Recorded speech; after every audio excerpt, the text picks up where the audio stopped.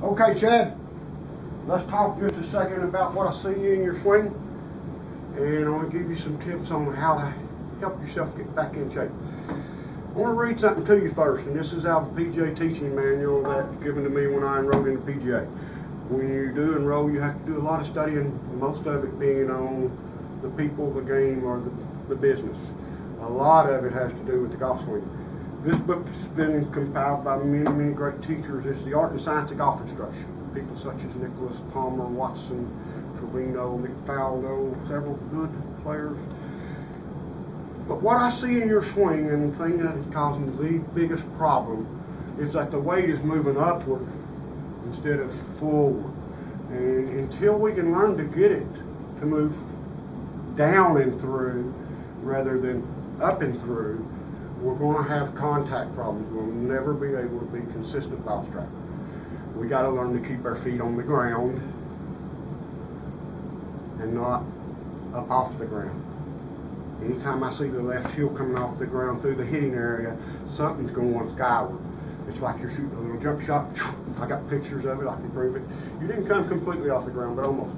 But I'm going to read something to you out of this book. This is called Dynamic Balance. Weight shift is what it is.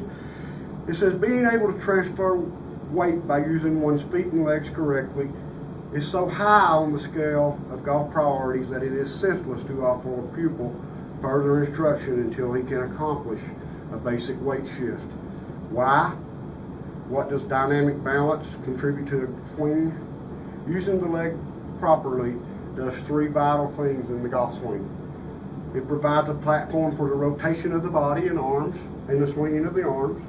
It adds impetus to the total movement, and this is the one that I like.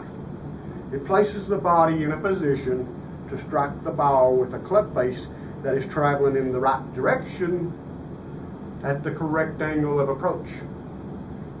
This is what causes good contact. When you get the weight moving forward rather than upward, you're going to learn to get it better. I promise you that. You need to work on, I don't remember if you played any baseball or anything like that, but all good hitting and all good throwing motions, I said all good ones, the weight goes forward, level or down. There's an old saying, it's not said so much nowadays, but back in my day, there was a saying, down and through. And they were talking about the club head going down and through. Boom! Down and through works very, very well on a golf shot. Up and through causes totally inconsistent shots. It's so important that we learn to, there's a lot of things that I don't expect you to know, but as we swing, this shaft flexes, and it flexes forward. And in order to learn to hit the golf ball with a forward-leaning shaft, a shaft that makes contact like this will compress the ball. A shaft that makes contact standing straight up and down, then you throw 4 inches of flex in, and it's going to roll up the face, or you're going to blade it, or you're going to chunk it. One of the best ways in the world to learn to make contact with the shaft leaning forward is to learn to move the weight forward. Learn to move the weight forward. Watch Nicholas's swing. There's several on YouTube. Watch mine. Pull my swing up. Mark my kneecaps with your pointer, and watch my downswing, what my kneecaps do. They stay flexed, but they move forward about 6 inches. Yours has movement, but it's upward. Upward. That's the main thing that's causing your inconsistent contact.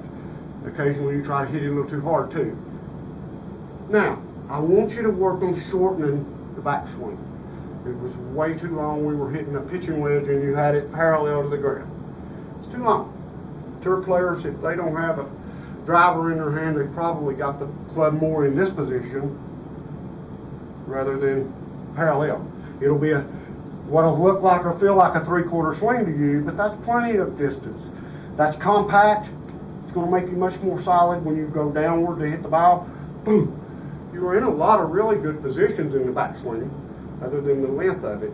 A lot of times when you go back that far, it causes a casting because it springs off.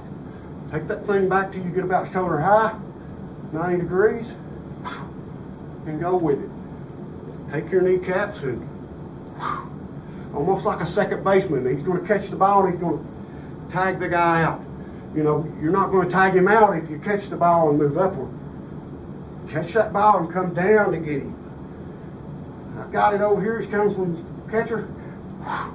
Right down on him. But that makes the knees move and the weight move. Learn to rock that weight this way.